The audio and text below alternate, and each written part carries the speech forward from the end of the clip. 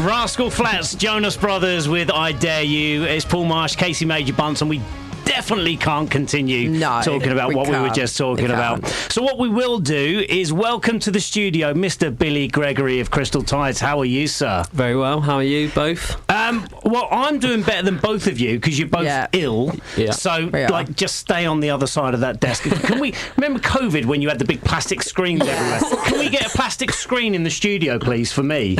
Oh no, we're going to be like them really annoying people, like our cough, you cough. Yeah, you that cough was and actually I at the cough. same time, then, wasn't it? We're like the really annoying people in class. So, other than being ill, how have you been, mate? Yeah, very good, very, very busy. Just working. I'm trying to think, when did I see you last? I haven't seen you this year, have I? No, I think it was just before Christmas. Just before Christmas. We had a chat, but I think it was over the phone because I think I was ill then as well. Yeah. It's quite a recurring theme. So, if you didn't know Crystal Tides, because I think we certainly mention it daily and maybe even sometimes twice a day, Crystal Tides, you've got your album coming out. It's called Toothpaste, which I love, and we can talk about that later because I know you've mentioned this, haven't you? It's been in the works for quite some time, hasn't it? Yeah, so we finished recording it just over a year ago now, but we started writing it probably back in 2023, I'd say. It's amazing because you release things regularly. Even before like the album releases, you were just constantly putting out music every couple of months, all the time. So to sit on something for that long must have just drove you insane.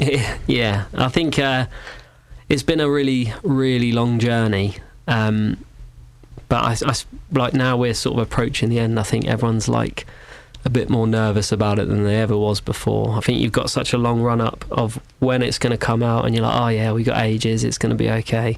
And now we're a lot closer to it, as in like 2 or 3 days away. It's terrifying to actually finally get all of it out in the world. It's such like none of us have ever like released an album before, so it's all brand new for us. It's all very scary but good, exciting. You seem to have had a plan for it all though, because a lot of people would have just put out single after single after single, or they would have released a full album all in one go right at the start. You've done it very, very well. You've been putting out your EPs, you've been touring, you've been doing the shows, you know, you're building up the fan base everywhere, and you've gone, right, this is literally the biggest we've ever been. Now is the perfect time to release this album. Yeah, I think I was saying about this actually recently to someone else, but we as a band wanted to release an album probably sooner than we did. It was our manager that basically kept telling us, no, we need to wait, we need to grow. And I'm glad we did. He was definitely right. Which hopefully he's not say it through gritted teeth. Yeah, he was right. But no, it was a case of it's such a big body of work. It's such a scary thing, and EPs are smaller. Like if maybe the EP doesn't go well, you can record another EP fairly quickly and turn it back around. But with an album, it's like years and years worth of promo and like pushing it. And yeah, so it's definitely been the right choice to wait and get our fan base to where we have currently got it. Part of me now thinks probably we could have maybe even waited a tiny bit longer, but we've been a band now. This is our 8th year of being a band, and we haven't ever released an album. So the fans have been asking for it for a very, very long time. So it made sense. It made sense to do it now, and I think what we've built around it, the whole being an independent band from Portsmouth, trying to chart is it's a really, really, really good sort of selling point. So yeah, I think it's definitely the right time. It just gets scarier the closer we get to it. I think that I think you've done things the right way. When I look at, obviously, I see what you do in Portsmouth. I see what you do over the rest of the UK online, okay, which is obvious.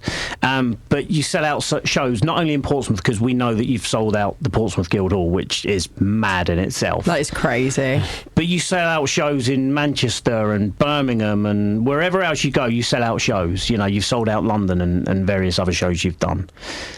You are now at that point where, like, you need, like, that next step is coming, isn't it? And that next step as an independent artist, and we have to keep kind of referring to this, is the fact that you are an independent artist. Yeah. To get a top 40 would be huge. Yeah, it's I think it's been a goal of mine forever, really.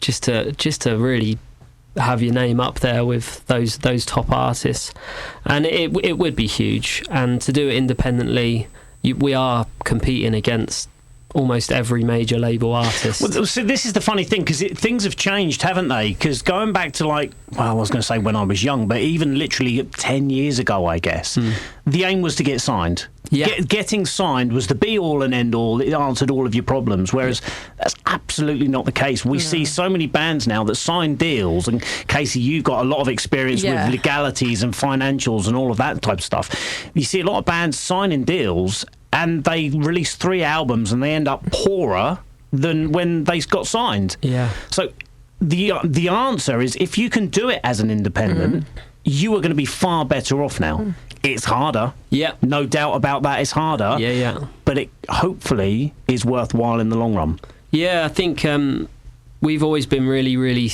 strict as a band. I think when we started this project, we were maybe a little bit older than the average band that were going around at the same sort of time as us, and we sort of always said, like, whatever money we do earn as a band, we just put it in a pot, and we keep putting our own money into it, and we build it up, and it sort of became and is like a business, really. And we've built it to a point where we are self-funding now, and everything that we've done, we've paid for out of now our band pot rather than paying for out of our own money. But it means that we own everything. We have complete control over everything. If we sell out a show, that money is our money, because we've put the money forward for said show. And there's a lot of bands that we still tour with now, or we see around on the circuit, that are signed with big companies, and we talk to them, and it's like, it's great that they're signed, and they might be getting a bit more PR than what we would get because of the money behind them, but in terms of actually the longevity and the money coming into them as a band, it's a lot less than what ours is. Yeah. Because they're having to pay out and shell out to all the majors before it comes actually into their pocket. So yeah, I love being independent. I think it's just an element, maybe it's the control freak in me that likes to just be in control of everything, but I think I'd hate to be a musician that was told constantly what they had to do, what they had to release. It loses all its feel for me. Yeah. So I think it's really, really important that we are independent. I did a very interesting interview with Paul Draper, who was the lead singer of Manson, and he spoke a lot about that, so I know all about that. I want to play your new single. Tell us briefly about it, and then we'll have a little bit more of a chat after this. Yeah, so this one, Better Weather, it was actually never going to be a single.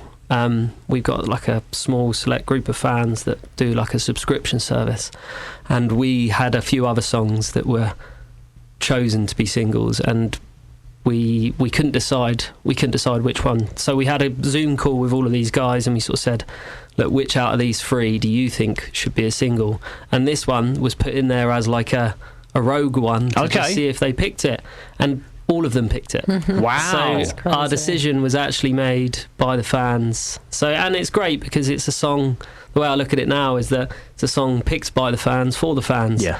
And actually the response on it since we've released it has been far better than we ever imagined. So I think it was really, really lucky we did that call, and they picked that song. So if you are listening right now, just know that you know far better than the band, and if you could make all of their decisions in future, that would be much appreciated.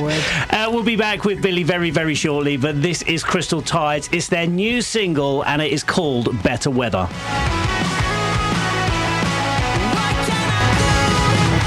Crystal Tides with their latest track. It is called Better Weather. Good timing on the cough, Billy. Thank you very much. We've just been playing music for all right, everyone finished? Yeah? Just been playing music for the last 3 minutes, and you wait to that moment to cough. Thank you, guys. Right, if you couldn't guess, it's Paul Marsh, Casey Major Bunce, still in the studio with Billy Gregory from Crystal Tides. I want to talk about...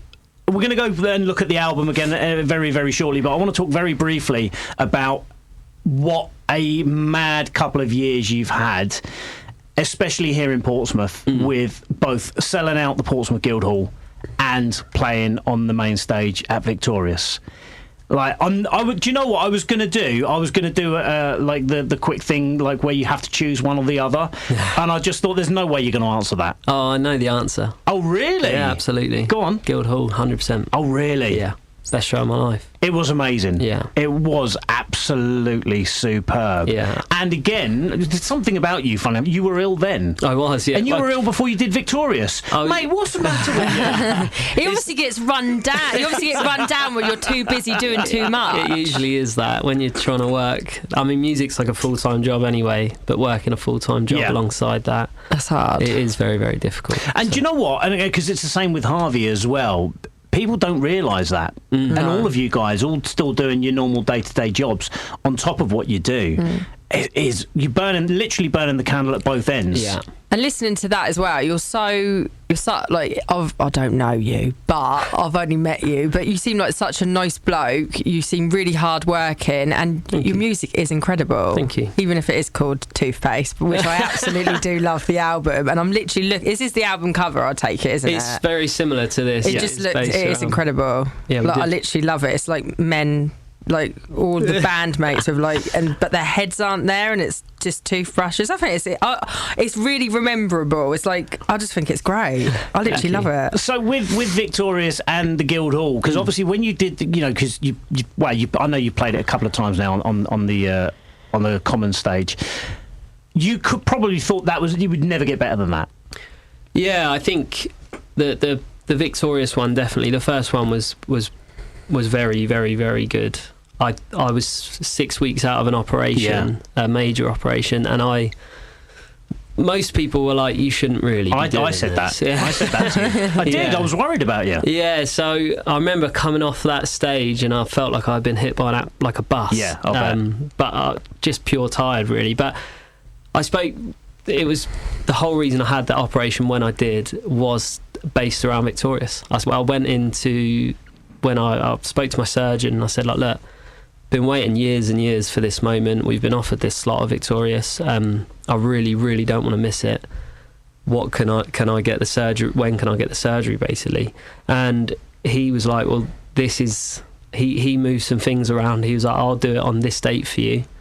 And I was like, okay, so will I be recovered by like 6 weeks down the line? And he said, you'll be about 75%.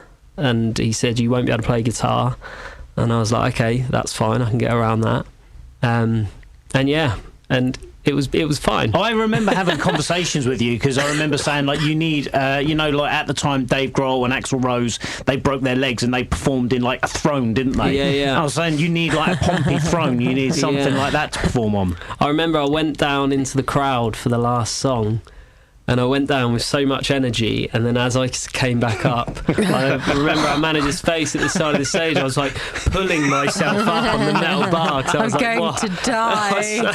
And the song ended, and I like just sort of stumbled off of stage. And Everyone was like, oh, he's had a drink. You're like, no, I've just had a really big operation 6 weeks ago. yeah, it was crazy. But And then the Guildhall just. Like, because I remember you announced it on the show as well. You announced it at Victorious that you were going to be playing the Guildhall, and you announced it in August for, I want to say March. It was March, wasn't it? Yeah. So, because you were like, oh, we need 6 months to sell this. Yeah. And how long did it sell out in? 6 days. Oh my God. That is Sold out the crazy. Guildhall. Guildhall. An unsigned local band That is sold out the Guildhall in amazing. 6 days. Yeah. I think it was we were nervous, like, again, really nervous going into it, because we'd only ever done the Wedge, and Guildhall was always like a pipe dream. Well, that's a you've made it venue, isn't it? It is. Yeah, well, it is. It's so big. I is huge. was talking to Kelly from the Guildhall the other day, and we were talking about some of the bands that come down, and they haven't sold out. The Suede played there on Saturday, and they sold out. Yeah. So that's the kind of level that you're talking about in Portsmouth. Like the fan base you've got, like, to sell that out is amazing. Yeah. I couldn't sell out my own front room, mate. Do you know what? One thing I would love to know, have you ever, I've just always wanted to do it, but I just got a feeling everyone would just be like, yeah, whatever, drop me. But have you ever crowd surfed? Yeah. That's so cool. I'd love to do that, but I just know people would be like, no, I'm gonna let her go now. She's too heavy. And I just thought, was it cool? Was it? Or did you get scared at a point? Because I'd be thinking like, nah, actually halfway through it probably wasn't the best idea I've had. Sometimes I've done it a few times. You just got to go with it. I've never done it since I've had my stoma. No. So that would probably be an interesting one. Maybe I'll try it at the next show. Try it. I'll come and I'll be like, right. Yeah. But sometimes you do drop because you feel hands underneath you, and then you're just sort of like trying to look cool and with the moment, and then like all of a sudden your shoulder drops right near, and you're like, oh god, and then someone catches, and you're like, that is just because I'd just be worried that everyone would just be like, I'm not having it. Have you had anything chucked at you but nice, like pants and things? Tom Jones style. Like, yeah. Have you had anything? Pants, bras? No Someone pants, got no a chicken bras. nugget chucked at I'd probably prefer the chicken like nugget. open your mouth. If it's McDonald's, you're there all day. I can't remember who it was, what concert it was. Have you seen the video with somebody chucked a pint of beer and he caught it and down Yes, there? yeah, That's yeah. brilliant. Was that not Happy Mondays? No, that is ultimate rock and roll Yeah, star, that is isn't it? cool. Right, we're going to play another tune. Before we do, I want you to tell our listeners, but mainly Casey, why the album is called Toothpaste. It's okay. So there's a track on the album called Toothpaste, and that track is a very, very personal track for me. It's all about my struggle with ulcerative colitis before I had my operation, and basically how I wanted to just give up like music in general. And the main lyric in it is like toothpaste around the corners of my mouth again, from where I was like so tired all the time from being ill and being run down. So we called the song Toothpaste, and I remember I was coming home from the gym with my dad in the car, and we was talking about album names and potentials and what it could be. And I made a joke and I was like, it's not like we could call it Toothpaste, and he was like, why not? That's a really good name. I love that. So that sort of ended up sticking with me, and I sort of took it to the other guys, and some of them didn't like it at first, and then some of them did, and the ones that did, I think, just really, really pushed on it and was like, even if you don't like it, people will talk about this name because it's really strange. It is different. I think that's the thing. I think when you say Toothpaste as an album name, people are either going to remember it, laugh about it, joke about it, but the thing is it means something to you. Yeah, it does. It's meaningful. And also, even like you just said, people are going to either talk about it, laugh about it, or not really get it, be like, why is it called Toothpaste? Exactly. But people are talking about it. Yeah, that was all, it. It was such a, that's sort of what me and my dad discussed. It's such a talking point, whether it's a good one or a bad one for different people, whatever reason, as long as they're talking about it. I love it. Let's play one more tune and then we'll come back and we'll talk more about the album, and I want to talk to you about Pompey as well, so we'll talk about that very, very soon. It's all right, you can go and have a coffee or something, Case. It's all right, right, Crystal Tides, this is my favourite track that they've released from the album so far. This is Movies. It's Paul Marsh. Sorry to interrupt you there, Case, having a bit of a chat, giving some Instagram advice to Billy. Paul Marsh, Casey Major Bunce, still here with Billy Gregory from the Crystal Tides in the studio. We got less than 5 minutes to chat about some more bits and pieces. We really want to hammer home how important this is with regards to the album, with regards to the pre-saves on your Spotifys and your Apples and your Deezers and all of that. Pre-save it. Why is it important? So every sale counts towards our chart position. We would be the first ever independent band from Portsmouth to get into the top 40, and we actually have a really, really good chance at doing it. So every single sale, every pre-order, it all goes towards it. When the album's out, listening loads on Spotify, iTunes, if you can't afford to purchase a physical copy, listening online also contributes to our digital sales and stuff, which we have a week after the album comes out to find out our actual chart position.